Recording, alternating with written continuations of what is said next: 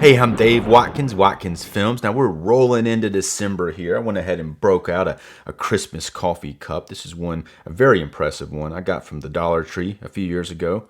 It's even got a crack in it here, but it still does the job. If you haven't done so already, I would suggest subscribing to my channel and go ahead and like this video. Today we're going to talk about a new Arrow video release of A Simple Plan. Now, this is a very impressive. I really like the artwork on the slipcover of this film. Now, we're going to slide this thing up later, and we're going to take a look at the actual disc and the contents within this. Now, this neo-noir crime drama thriller from 1998, it has a damn impressive cast, including Bill Paxton, Billy Bob Thornton, Bridget Fonda. It also includes Brent Briscoe and Gary Cole. This is a very impressive Arrow release. I really like that they've done a new 4K restoration for the movie that we're going to talk about here in just a little bit.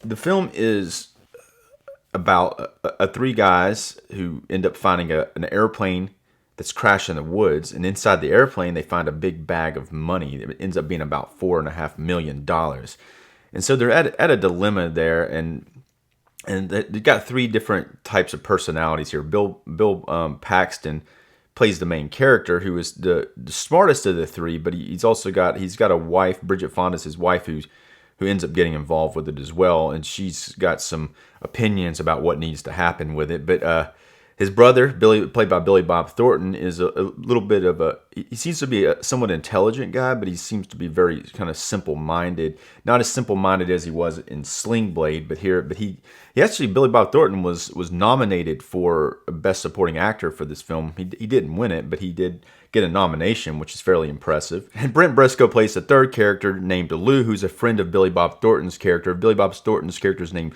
Jacob, but Brent Briscoe's character Lou, he's kind of a blowhard. He's a very stubborn guy, and this takes place in Minnesota, but he kind of reminds me of like a kind of a redneck, to use a derogatory term, like kind of a redneck type of character. Now, this movie, to me, and probably to a lot of people, is fairly frustrating because of all the bad decisions that these characters are constantly making. But right off the bat, it's like, what do you do when you find that type of money? It's obviously gonna, like, they even say this within the scene, that someone's going to be looking for it. Bill Paxton was a very likable actor, so a lot of times you see him on screen here, and he plays a very likable character to begin with. But some of the things that these characters do as the violence escalates, it's hard to take a little bit. But the movie is based on a novel written by Scott Smith.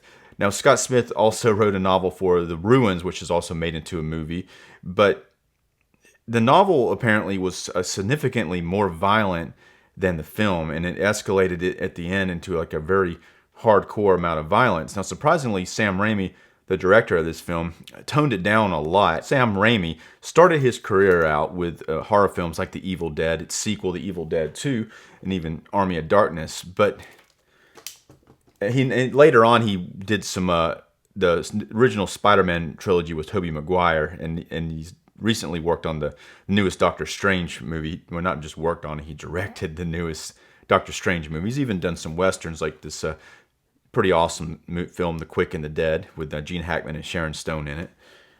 But he opted to cut back on the violence at the end of this film from the ending of the novel, which I think was a good idea. I think that, considering that the way that it ends is kind of frustrating to me a little bit, but I would think if it went into this more of an explosive, violent thing, I think it wouldn't have had as much of an impact. Now, this screenplay was apparently nominated for an Academy Award as well. But as far as getting back into the plot a little bit, so they find this money, and then they decide not to keep the money, which I think a lot of people would, especially because it's a lot of money. But they do have these questions of where people are going to be looking for it, and so forth, which are legitimate questions. But I think that because of the dynamic between the three characters, especially when you got Brent Briscoe's character, who is really adamant that they keep the money, but Bill Paxton's character Hank decides to take control of the whole situation. He's kind of a control freak in a way. He wants to take the money for himself, not just for himself. He's eventually going to split it. He's not going to rip them off, but he wants to take the money and hide it. And then later on, when the plane is found after the snow has melted, he wants to see what happens. And then eventually, if the heat becomes too hot for him, burn the money. But they make a lot of really odd decisions. Now, the first thing, keeping the money, okay, I guess it's not a good idea, but they do it. And if they didn't do it, the plot would stop. Now, the first bad decision they make is to count the money, which they needed to count the money, but instead of bringing it back somewhere where they can do it in private, they do it right out there on the road by where the plane is crashed, and they count it in the back of the truck. And while they're doing it, a cop drives up, and they have to hide the money. And then the cop is alerted to Billy Bob Thornton's character, goes up and tells him that they heard a plane. I think Billy Bob Thornton's character was going to go ahead and tell him about the whole situation, but Hank, played by Bill Paxton, makes him go away and doesn't let him tell the cop. Really telling the cop at that point was probably the thing to do. I think a lot of people watching this movie are a little frustrated with Jacob, Billy Bob Thornton's character, by coming up and trying to tell the cop. Well, it does mess up the whole thing, because later on, since the cop hears about the airplane, it comes into play later. But really, at that point, once he came in and spilled the beans like that, they should have just gave up on the whole plot. Because this thing, they can't foresee it here. They become especially Hank sees this money as an opportunity to do something bigger with his life. And even though he admits in the opening narration that he already had a very good life before this happened, but he doesn't know at that point. He's just greed from the money, and he sees that as an opportunity to have more money and have better things. But it's a very slippery slope when you're dealing with $4.5 million of money. You don't know where that came from. But as the film goes on, and I'm not going to go into the full details of the plot, but as it goes on, these characters begin to not trust each other, especially Lou comes back and wants the money. I mean, that's the thing too. When you got a guy like that with you, and you find this amount of money, and you want to kind of keep it secret, Bill Paxton has a pretty good plan. And of course, he doesn't foresee the whole ending of what the money would be. He doesn't take into consideration that. Well, he does have the plan that he says to burn the money if something goes bad, but he doesn't think that maybe this money's tracked in some way. I mean, you don't know. I mean, I guess you'd see that money and you don't know if it's going to be tracked or not, but it's a lot of money. But really, especially with that Lou character, and then his brother who doesn't really want to be involved with it that much, and he kind of starts to have a second thoughts a lot earlier on, and he doesn't really want to be involved with any of it. Now, the part of the movie that really is, I guess it really gets extra frustrating for me, and I remembered it. Now, the first time I saw this movie, I saw it when it came out on DVD. I think I rented it from Netflix, and it came in the mail, and I watched it. But I enjoyed it, but it's always been frustrating for me. And this part was, to me, in this time when I was watching, I actually had to fast forward through it because it's just such a hard scene to watch. But Bridget Fonda's character, she's got some weird ideas. She wants him to go back and put part of the money back in the plane, like that's going to help anything when they come looking for the plane and then they can't find the money.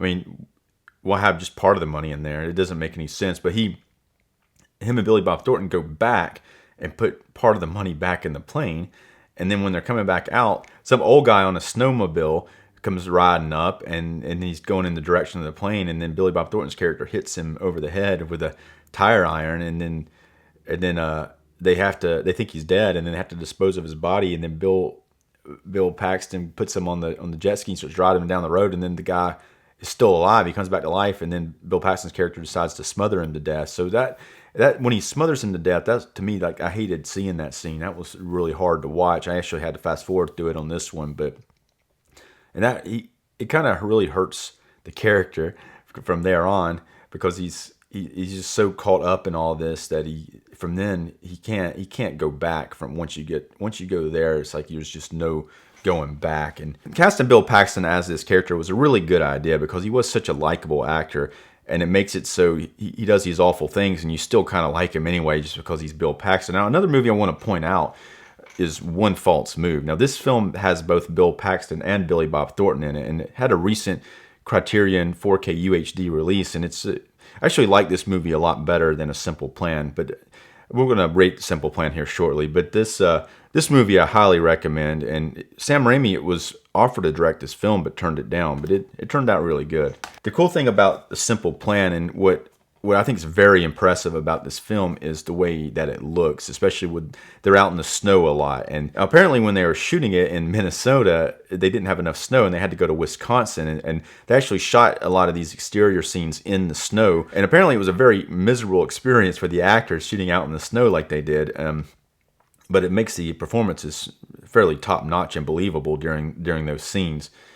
So let's take a quick look at this. Now, alrighty.